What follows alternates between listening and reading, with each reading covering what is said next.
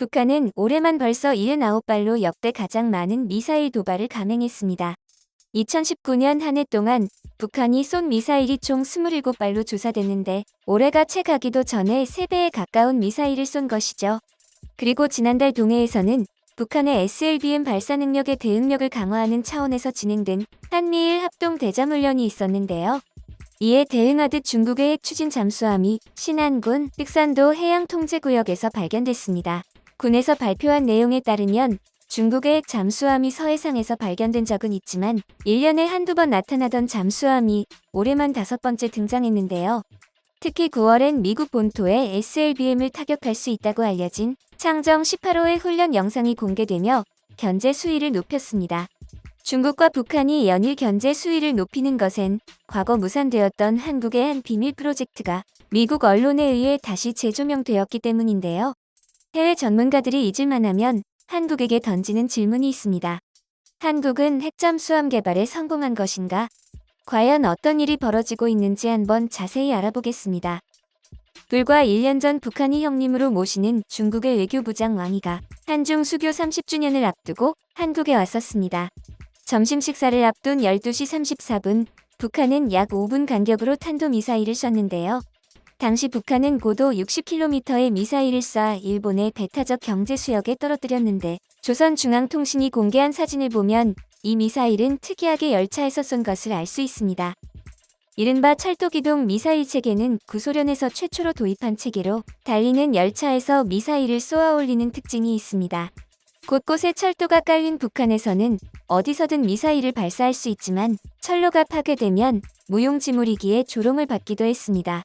그런데 북한이 미사일을 쏜 지 딱 2시간 뒤 한국에서도 미사일이 발사됩니다.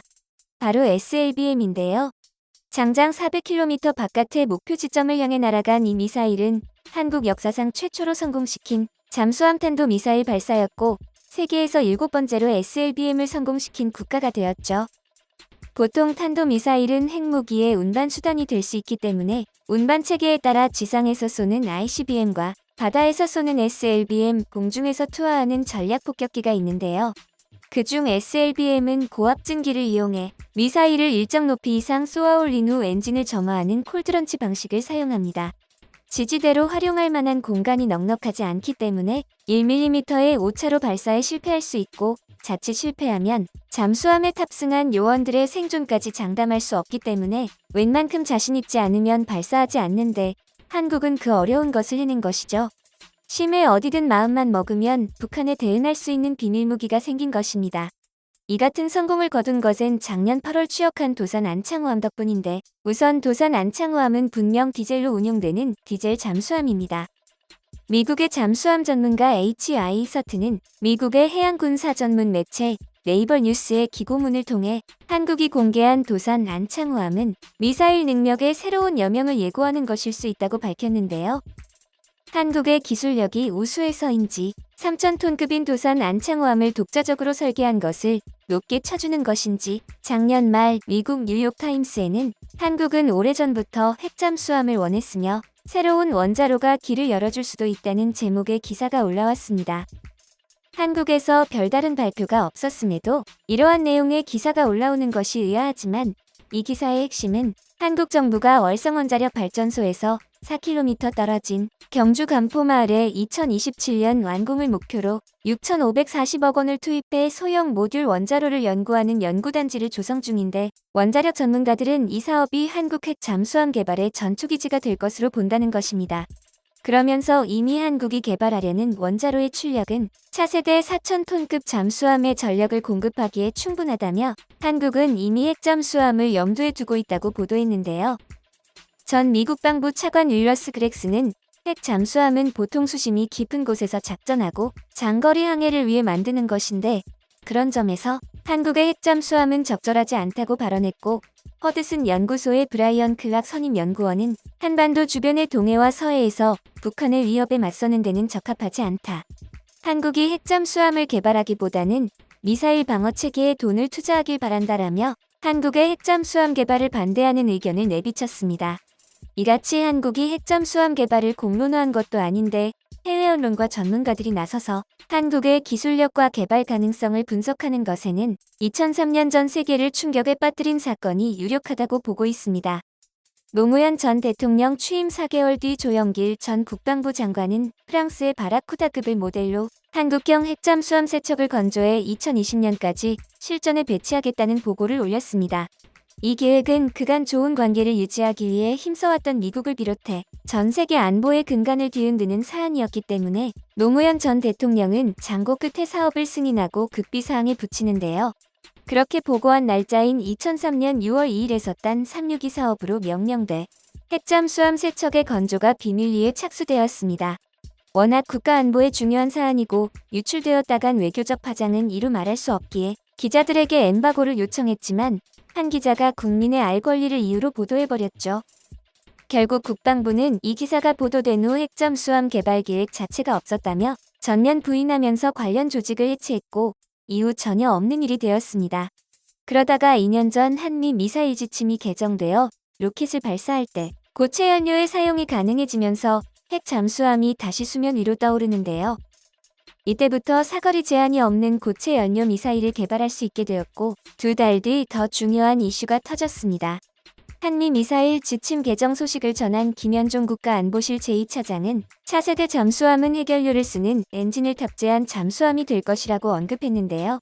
결론부터 말하자면 한국은 이미 핵잠수함의 최소 몸체 크기인 3,000톤급을 독자적으로 설계한 경험과 상업용 원자로에 대한 충분한 기술력을 확보했기 때문에 지금의 기술력이면 충분히 설계가 가능하다고 볼 수 있습니다.